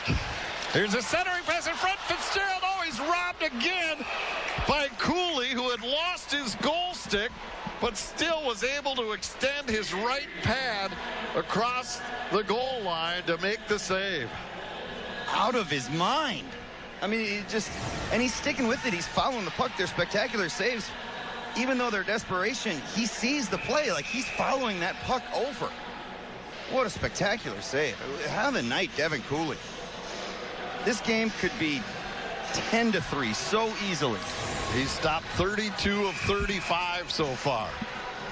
Meanwhile, Rennick was only seen 15 shots, and he stopped 12.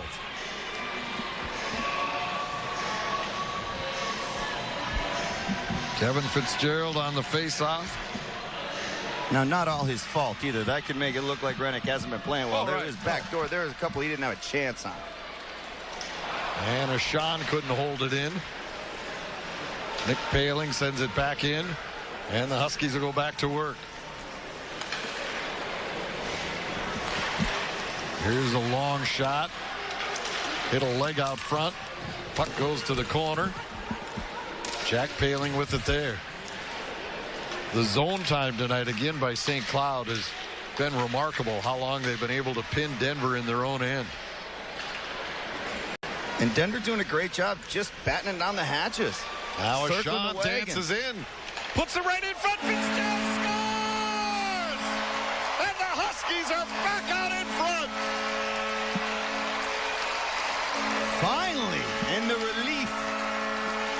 What a great play. And Jack Ashawn, who's had such a strong game, again, jumps in offensively. This is very similar to the Ryan Poehling to Blake Lizotte earlier in the game. Ashawn just goes, waits. Fitzgerald jumps into the dead area, sneaks between the wingers. This winger loses his guy, goes to help out the D-man and makes no mistake. And they finally solve Devin Cooley. No chance. Cooley didn't see a thing. Yeah. Because Denver's been doing a good job blocking shots. There's guys trying to sacrifice themselves. That's the downside. And Nick Poehling driving the net took out that back winger. He went to Poehling, and that left Fitzgerald coming down the slot wide open. And we've heard Larson, even though it was Fitzgerald, we talk about that kind of thing. They're talking about that fourth and fifth weight of offense coming from the defenseman. The reason Fitzgerald was back there, he was covering for Jack Ashon.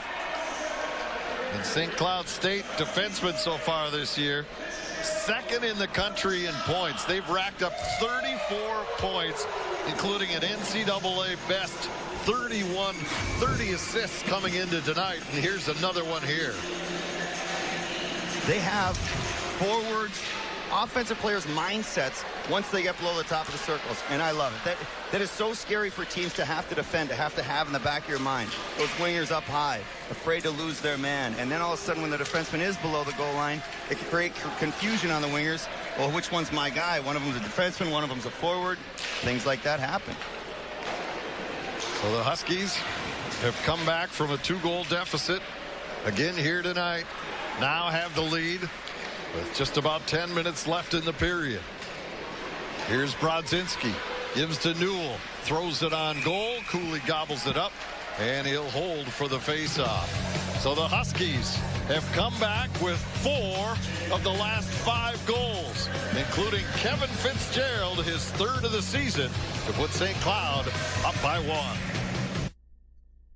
Welcome back to the Brooks Center. In the last 3 games that St. Cloud State has played, they've come back each time to win. When I spoke with Coach Larson, I asked him what he says to his guys in these situations, and he says he tells them to take a deep breath and to keep playing and stick to the game plan, and things will work out most of the time. Referring specifically to yesterday's game, he says they brought out a lot of character, and the team made it through a tough point in the game, referring to the second period, but from there they just got better and better. And if they hold on to the lead tonight, it'll be thanks to Kevin Fitzgerald for getting one in and making it a 4-3 Husky lead. Guys. Yeah, you've been talking about that, Mark, just that belief in the system, belief in what you're doing, that things will work out if you keep doing what the coaches are harping on. It's easy to get frustrated and abandon ship or try and do too much yourself or try and do it individually, whatever it is. When it's working, it's just, if it ain't broke, don't fix it. They'll go in, they'll go in, they'll go in. Just like Robbie Jackson's game right now. Just keep playing the same way he's playing. Eventually, it's going to go in. Now the Pioneers looking to tie it once again. Backhand centering piece by Erflinger comes out to center. Ashon sends a bouncer in that Cooley has swept away. And now the Pioneers send it in. Rennick, who hasn't seen the puck much in this period, sets it up for Jimmy Schultz as we approach 9 minutes left in regulation. The captain of the Huskies surveys the situation, now plays it out to the far side. It's tipped ahead by Nick Paling, and he'll give chase. He and Mendel go to the corner after it. Now Jack Paling tied up there by Tyler Ward, and Denver will come away with it. Stapley, his pass bounces it away, and now on the near side Schultz couldn't get out. Fitzgerald now to Lazat. He spun around. That's an easy call. Stapley will get the gate here. Tried to hold up his arm saying, what? How is that a penalty? But even he knows that's going to be 2. Usually get that wrap. Once you wrap that hand around, once you get around the shoulder, you're behind like that. And a stick, and he gets, oh yeah, that was a good takedown. That was a good takedown. It's like a good tackle if you're in D-back right there, stripping the football, but that's not allowed in hockey. No? No. And it really doesn't take much. There's so much weight, your balance, those shoulders matter a lot. And once you pull one off balance, everything's gone.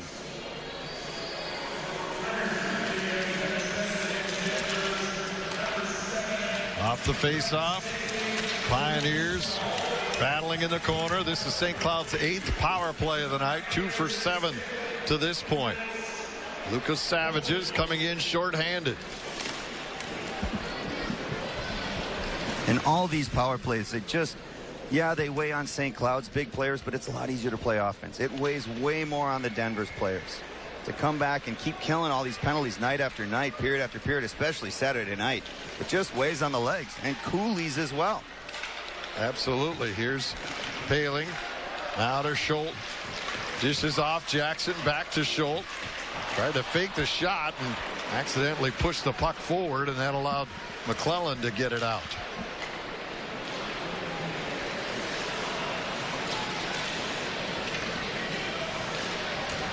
Now in the neutral zone, Denver comes up with it. And they'll slide it back down. Under a minute to go on this power play. It's a little too cute right there from St. Cloud. Schultz now ragging the puck as the Huskies change units. And they've got it squared away. So here comes Jack Ashan. Just kind of slow to react and everything. Like I said, they're just, even though they're winning, they don't seem quite as sharp as last night, especially on the power play. The sense of urgency isn't quite there right now.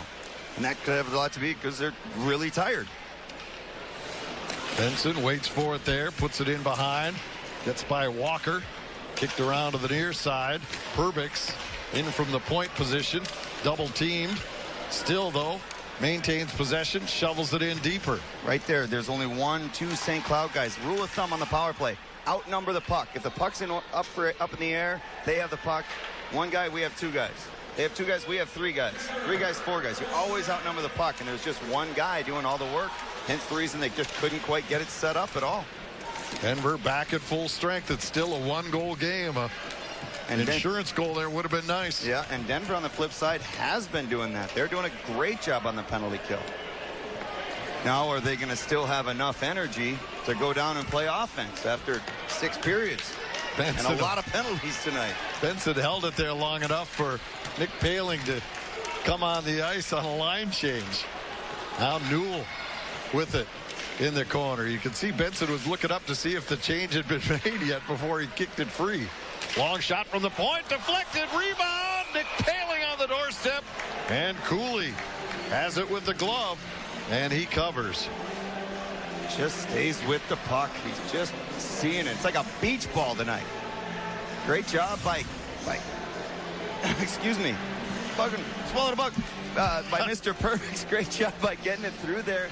Rebound to Paling, and Cooley just stays right there. A rare rebound given off by Mr. Cooley, and still able to just gobble it right up there. 5:42 to go. Fitzgerald wins a draw. Quick shot fought off. Blocker save on Nick Paling. Now the Pioneers. Here comes Peterson. Nation's leading freshman scorer. Had a goal last night. Knocked away from him, and Denver has to regroup in the neutral zone. Michael Davies plays it on the near side. Colin Staub tips it in. Schultz gets it to Jackson. Or check that, Paling, and Denver back in their own end. Davies tries again. Gets into the zone, but loses the puck. Lizotte reverses it to Schultz, and he'll feed it up. Nick Paling coming through center. He'll just roll it in. Both teams will make wholesale changes.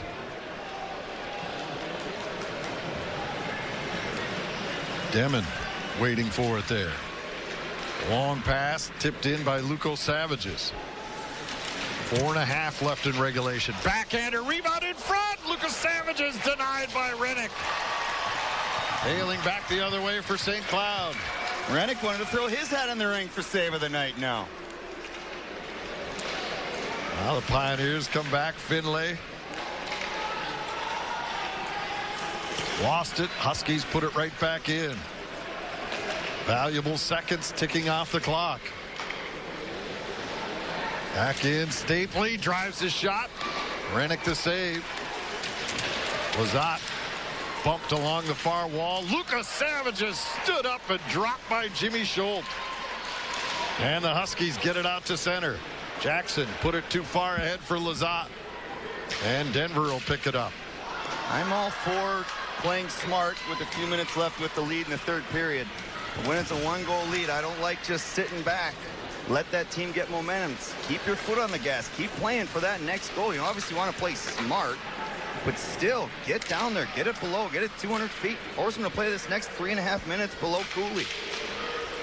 Now Henches does just that, playing it in deep. Lizotte trying to knock it free. Ward has it taken away. Fed to the point to Schultz. Quick shot by Lizotte. And that one tipped off the traffic in front, and Cooley may have gotten a piece of it. Now here's John Lizotte. Turns it right back and dumps it in deep. Now that's a smart play, but I like now they're forechecking again, going back. Not just sitting back playing prevent. Here's Paling driving the net. And he's pulled down, and that is a huge, huge play by Mr. Paling to draw a penalty here with just 2 minutes and 49 seconds left. Fitzgerald gives him a tap on the breezer saying, nice job. And meanwhile, David Rennick is keeping the Huskies up by 1. Welcome back to the Brooks Center. 4-3. St. Cloud State leads it. And tonight you're watching the game on Fox Sports North, and it's being presented by Husky Productions. And what this is, for you not familiar with it, this entire broadcast is put together by students. There's Greg, there's Ashley, Madison, Summer, Nick, Mitchell. Kids all over the place giving up their weekends to put these games together. And I'll tell you, this program here at St. Cloud State, Derek Silvestri does such a nice job, Brian Stanley. These kids come out of this program and they're working where I work at Fox 9. They're working at Fox Sports North. It's a tremendous program, and the broadcast is of the quality where FSN says, you know what, we're comfortable taking your feed. Just put in our graphics and we're airing it. And that's high praise. One of the things that I've loved most about getting to work with you fine people at HP Hockey is now that I've gotten to go work in other places, out into New York and New Jersey and in the cities and do the state tournament, everywhere I go, there are Huskies. And I love that. Absolutely. St. Cloud State on the power play here, but Denver doesn't care. They got to get a goal here. Lucas Savage is at center, stripped of the puck by Jackson. Paling will track it down. Lucas Savage, though, takes it away, puts it back out to center. Not surprisingly, Denver's forcing St. Cloud's hand a little bit. I don't think they want to sit back and hope the last, what do they got, about 45 seconds or so? Another penalty call here, and this looks like it's on Robbie Jackson. So we'll be 4-on-4. Looking for a place for your kid's birthday party? There's no better place than going to Marvin's Birthday Lodge, presented by Great River Federal Credit Union. Enjoy a private suite here at the Brooks Center. Get a great view of the game and pizza. Contact the St. Cloud State ticket office for more information. Thanks to the money people at Great River Federal Credit Union for their continued support of Huskies hockey. So, minute 7 of 4-on-4, 1:55 left in the game. Boy, you thought the Denver penalty wasn't a good one. This is a really bad penalty. Yeah, gets the caught in there. Mitchell then kind of locked onto it too, but like you said, once it's parallel, you're gone. Exactly, and especially in a game like today where St. Cloud has gotten so many opportunities, so many power plays, you just got to be extra careful. So how long does Denver let this play out before they send Cooley to the bench? We'll see. I think once they get control heading back the other way, I'd be calling them up. 1:30 left in the game. Here's Lancaster, plays it to the far side to Davies. He has to turn back. Maybe they're playing for the power play. Well, you get that in 25 seconds. There we go. There goes Cooley to the bench. Shot, Rennick to save it. Got behind him, but fortunately, it trickled wide of the post. Empty net. Huskies send it down ice, but back there playing defense was Mitchell. They have too many men. They have too many men. They have too many men on the ice. You're right. You caught it. And the linesman catches it too. And so that will negate the power play that was coming their way in just 7 seconds. Too many players too excited when Cooley came over. Yeah. And an extra player jumped out. And just another mental mistake. You can tell it's been a long, hard-fought weekend, as these are mental mistakes. Just not... The oxygen just isn't quite getting back up into the brains like it was early on, or on Friday, last night, I should say. Well, they're playing at sea level now. They're not that mile-high atmosphere. I didn't think anything of it at first until I looked down and saw that the Denver player was still in the penalty box.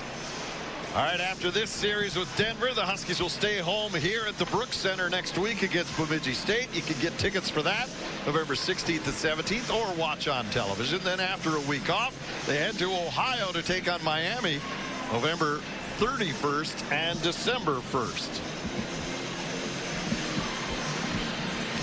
So now Coach Carl is going to be down a man. Down 2 for 7 seconds. The face-off in his own zone. Just 56 seconds left. So a tough situation Denver has put themselves in. Just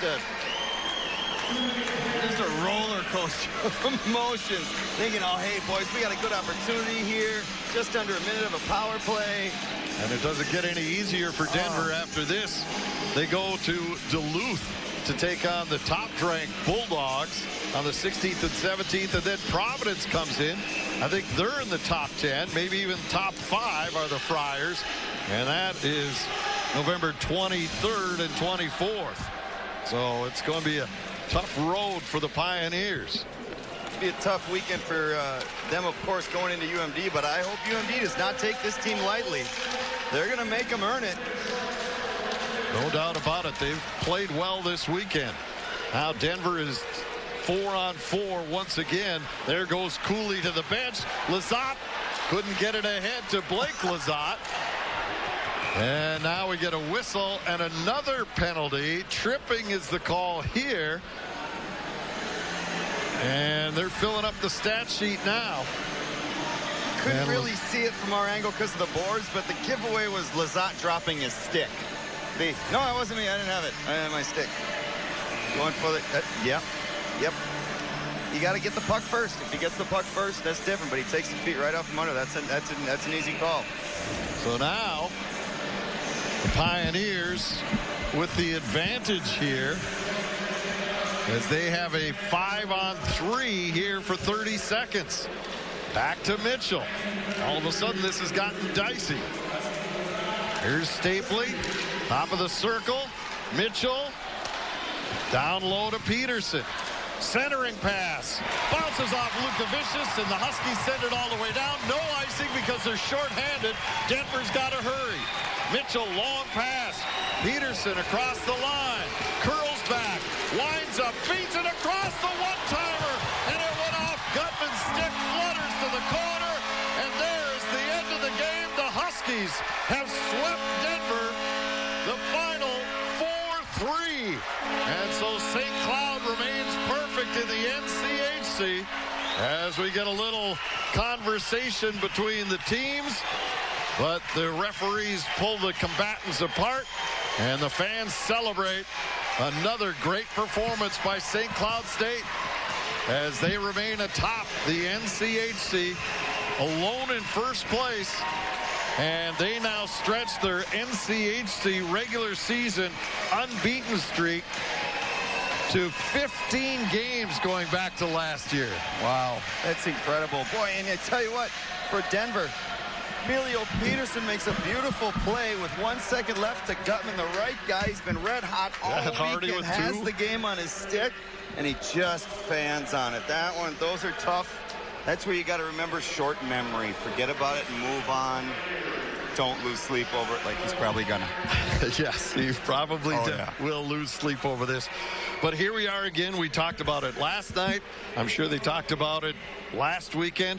St. Cloud State has now pulled off 4 straight come-from-behind victories. And I think all of them were when they were down by 2 goals. Maybe they've been watching Miracle a lot this year or something and try and pattern their season after the 80 team. It's incredible that they're able to do that. You think about how hard they've made it, how hard Denver made it with the way Cooley played, the way they battled. There's no surprise that a little frustration, some emotions came forward at the end of that weekend because it was a great weekend. And Denver played very, very well. From their goaltender standing on his head, but they fought through it. I'm very impressed with this young Denver team, as well as, of course, St. Cloud being able to they can't do that all year. They're going to get burnt, but it's amazing how they can hand teams leads and come back and win.